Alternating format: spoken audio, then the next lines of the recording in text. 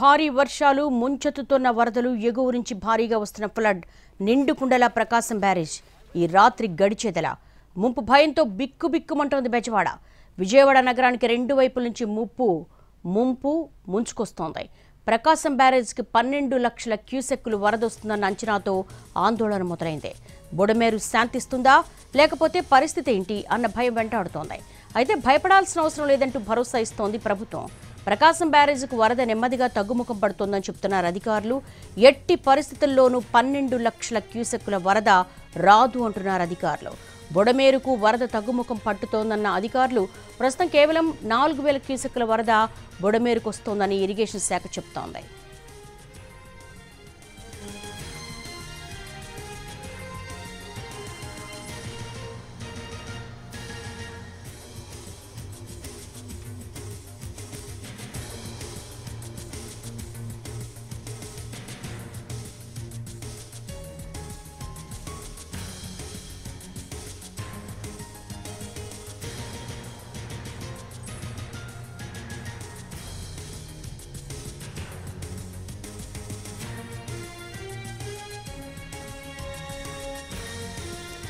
కుంభవృష్టి వర్షాలు ఎగువ నుంచి వస్తున్న వరదలకు బెజవాడతో పాటు కృష్ణా జిల్లా మొత్తం వణికిపోతోంది.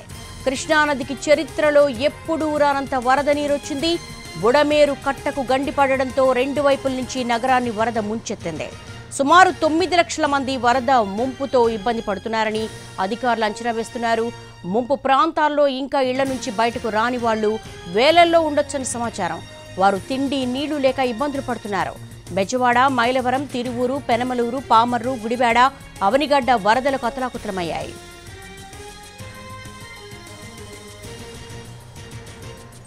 కుంభవృష్టి వర్షాలకు ఎగువ నుంచి వస్తున్న వరదలకు బెజవాడ వెలువెల్లాడుతోంది. దీనికి సంబంధించి లేటెస్ట్ అప్డేట్స్ మా ప్రతినిధి శ్రీకాంత్ అడిగి తెలుసుకుందాం.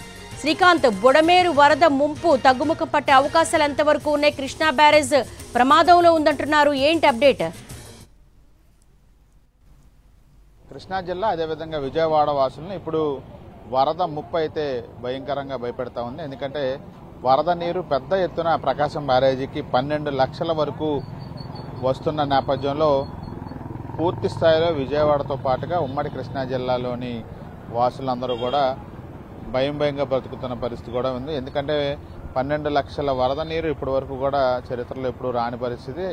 గతంలో 1998లో మాత్రమే 11,50,000 వరకు వచ్చింది. ప్రస్తుతం అది దాటుతున్న పరిస్థితుల్లో ఉంది. ఇవాళ 12 లక్షలకి రీచ్ అయ్యే అవకాశాలు ఉన్నట్టుగా కూడా ఇప్పటికే అధికారులు కూడా అంచనా వేస్తూ ఉన్నారు. ఎగువ నుంచి మునేరు నుంచి పెద్ద ఎత్తున వరద నీరు కూడా వస్తూ ఉంది. ఎగువ ప్రాజెక్టులు తెలంగాణలో కూడా భారీ వర్షాలు కురుస్తున్న నేపథ్యంలో ఆ వరద నీరు అంతా కూడా దిగువగా ఉన్నటువంటి ఏపీలో ఉన్నటువంటి ప్రకాశం బ్యారేజీకి చేరుకొని పూర్తి స్థాయిలో ఆ వరద ఉధృతి అయితే కనబడుతుంది. దాని ఎఫెక్ట్ కూడా మనకి స్పష్టంగా కనబడుతుంది. ఈ నేపథ్యంలో తొలుత ప్రకాశం బ్యారేజీ దిగువ నుంచి మనం పరిశీలిస్తే వర్షం ఆ వరద నీరు ఎఫెక్ట్ అనేది యనమలగుదురు, ఏదైతే కృష్ణలంక, యనమలగుదురు, రామలింగేశ్వర నగర్, పెద పులిపాక ఆ పరిసర ప్రాంతాలైన పెనమలూరు నియోజకవర్గాల్లోని ఇళ్లల్లోకి ఇప్పుడే ఇవాళకే ఆ వరద నీరు అంతా కూడా వచ్చి చేరుకుంటే వాళ్ళందరినీ కూడా అక్కడ నుండి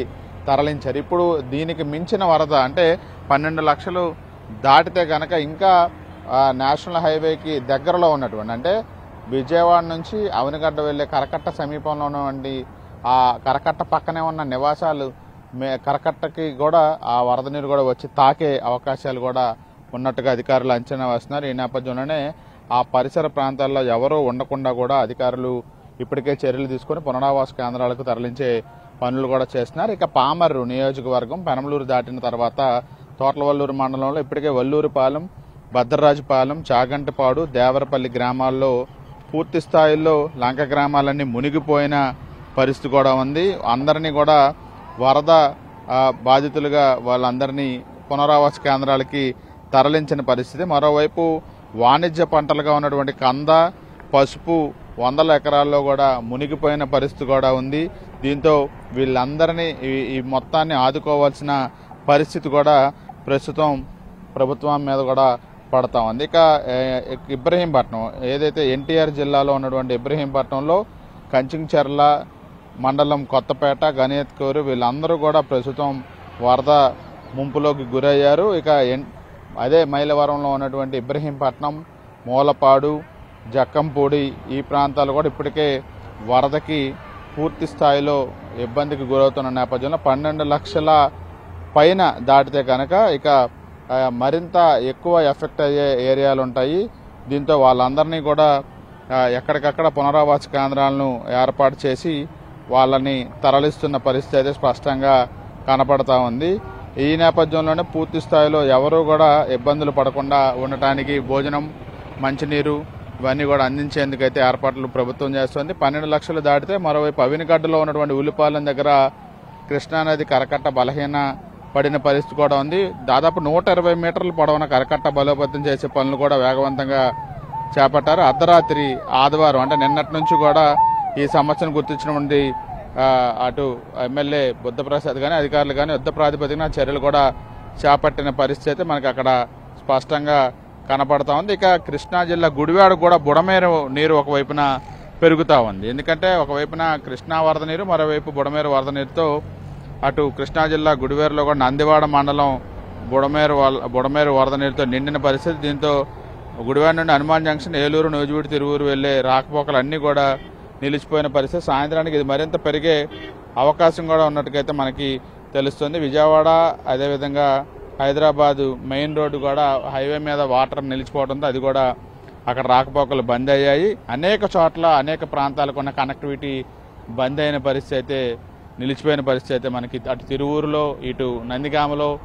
జగ్గైపేటలో, గుడివాడలో, విజయవాడ సిటీలోని ప్రధాన ప్రాంతాలకి కలిసే అప్రోచ్ రోడ్లు, ప్రధాన రోడ్లన్నీ కూడా వరదమయంగా మారడంతో ఈ 12 లక్షల క్యూసెక్కులు దాటితే కనుక ఇది మరింత ఇబ్బందికరమైన పరిస్థితి వస్తుందని అంచనా కూడా వస్తున్నారు. అవినిగడ్డ నియోజకవర్గం కూడా పూర్తి స్థాయిలో సముద్ర తీర ప్రాంతానికి దగ్గరగా ఉంటుంది కాబట్టి ఆ నాగాయిలంక, హంసలదీవి ఈ పరిసర ప్రాంతాలన్నింటినీ కూడా వీళ్ళందరినీ పునరావాస కేంద్రాలకి తరలించాల్సిన పరిస్థితులు ఇవన్నీ కూడా ఒక చిగురుటాకుల్లాగా వణికిపోతున్న పరిస్థితి అయితే కృష్ణా జిల్లా వ్యాప్తంగా పరిస్థితి ఉంది. 12 లక్షలు దాటితే కనుక ఈ ముంపుకు గురయ్యే వాళ్ళ బాధితుల సంఖ్య మరింత పెరిగే అవకాశం, ఎఫెక్టెడ్ ఏరియాలు పెరిగే అవకాశం కూడా కనపడతా ఉంది. దానికి సిద్ధంగానే అధికార యంత్రాంగం ఏర్పాట్లు చేస్తున్నట్టుగా అయితే మనకి తెలుస్తోంది.